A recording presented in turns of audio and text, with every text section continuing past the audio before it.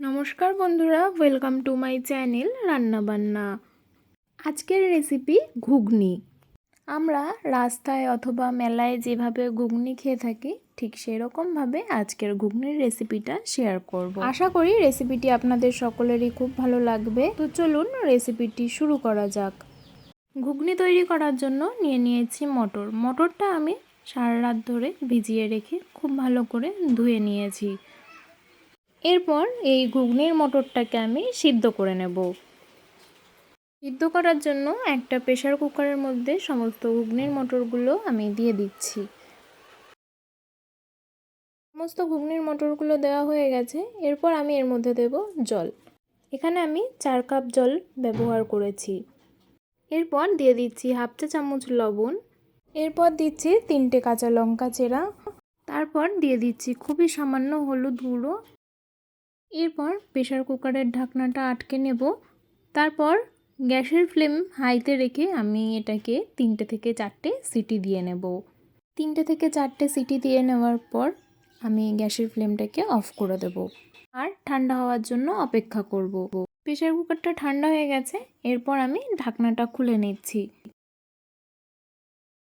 দেখুন মটরগুলো খুব ভালোভাবে সিদ্ধ হয়ে গেছে।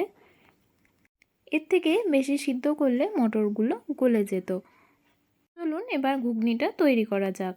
ঘুগনি তৈরি করার জন্য একটা কড়াই গরম করে তার মধ্যে দিয়ে দিচ্ছি 3 চামচ সর্ষের তেল। তেলটাকে খুব ভালোভাবে গরম করে নেব। তেলটা গরম হলে আমি এর মধ্যে আলু ভেজে নেব। আমি আলুগুলোকে ঠিক এই রকমভাবে ছোট ছোট করে কেটে নিয়েছি। আপনারা আপনাদের পছন্দ মতন যে কোনো শেপে কেটে নিতে পারেন। এবার একটু সামান্য লবণ দিয়ে আলুগুলোকে মিনিট 5 ভেজে নেব। এই সময় গ্যাসের ফ্লেমটা আমি লো টু মিডিয়ামে রেখেছি। আলুগুলো আমার ভাজা হয়ে গেছে। এবার আমি আলুগুলোকে তুলে নিচ্ছি। ওই তেলের মধ্যে আমি দিয়ে দিচ্ছি পেঁয়াজ কুচি। পেঁয়াজগুলোকে খুব ভালোভাবে মিহি করে কুচিয়ে নিয়েছি। আর এখানে আমি 2টো মিডিয়াম সাইজের পেঁয়াজ ব্যবহার করেছি। সময় গ্যাসের ফ্লেমটা লোতে রেখে আমি পেঁয়াজগুলোকে মিনিট 2 ভেজে নেব। পেঁয়াজটা খুব ভাজার দরকার নেই, অল্প একটু ভেজে নিলেই হবে। দেখুন পেঁয়াজগুলো আমার ভাজা হয়ে গেছে। এই সময় আমি এর মধ্যে দিয়ে দেবো 1 চা চামচ আদা বাটা, দিয়ে দেবো হাফ চা চামচ রসুন বাটা। এরপর একটু নেড়ে চেড়ে নিয়ে দিয়ে দেবো টমেটো কুচি। আমি এখানে একটা বড় সাইজের টমেটো ব্যবহার করেছি। মশলাটা কষাতে কষাতে এর মধ্যে দিয়ে দেবো হাফ চা চামচ লবণ। লবণটা দেওয়ার সময় অবশ্যই একটু বুঝে ব্যবহার করবেন। দিয়ে দিচ্ছি 1 চা চামচ ধনে গুঁড়ো, হাফ চা চামচ জিরে গুঁড়ো, 1 চা চামচ লঙ্কার গুঁড়ো আর সামান্য পরিমাণে দিয়ে দিচ্ছি হলুদ। এরপর মশলাটাকে খুব ভালোভাবে আমি কষিয়ে নেব। মশলাটা কষাতে কষাতে এর মধ্যে সামান্য পরিমাণে একটু জল দিয়ে মশলাটা খুব ভালোভাবে কষিয়ে নেব। যতক্ষণ অবধি মশলাটা থেকে মশলার কাঁচা গন্ধটা না যায় ততক্ষণ অবধি মশলাটাকে খুব ভালোভাবে কষিয়ে নিতে হবে। গ্যাসের ফ্লেমটা হাইতে রেখে আমি মশলাটাকে খুব ভালোভাবে কষিয়ে নিয়েছি। এরপর এর মধ্যে ভেজে রাখা আলুগুলো দিয়ে আবারও খুব ভালোভাবে কষিয়ে নেব। দেখুন আলুটাকেও খুব ভালোভাবে মশলার সাথে কষিয়ে নিয়েছি। এবার সিদ্ধ করে রাখা মটরটা জল সহই আমি এই মশলার মধ্যে দিয়ে দিচ্ছি।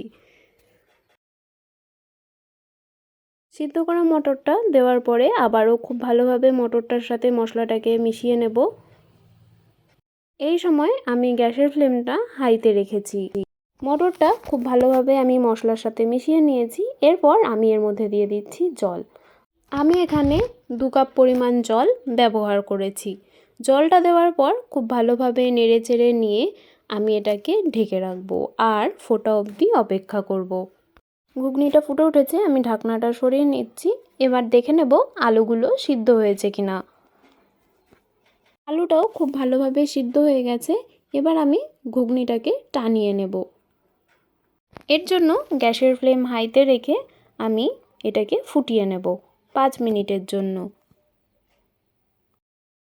5 মিনিট পর দেখুন ঝোলটা অনেকটাই টেনে গেছে। এরপর আমি একটু নেড়ে চেড়ে নিয়ে এর মধ্যে দিয়ে দেব শাহি গরম মশলার গুঁড়ো। আমি এখানে 1 চা চামচ গরম মশলার গুঁড়ো ব্যবহার করেছি। গরম মশলার গুঁড়োটা দেওয়ার পর খুব ভালোভাবে আমি মিশিয়ে নেব। গরম মশলার গুঁড়োটা খুব ভালোভাবে মিশিয়ে নেওয়ার পর আমি আবারও গ্যাসের ফ্লেমটা হাইতে রেখে মিনিট হয়ে গেছে, আমি ঢাকনাটা তুলে নিচ্ছি। দেখুন আমাদের ঘুগনিটা তৈরি হয়ে গেছে। যদি রেসিপিটি ভালো লাগে অবশ্যই কমেন্টে জানাবেন, একটা লাইক করে দেবেন, চ্যানেলটাকে সাবস্ক্রাইব করবেন। ভালো থাকবেন ও সুস্থ থাকবেন।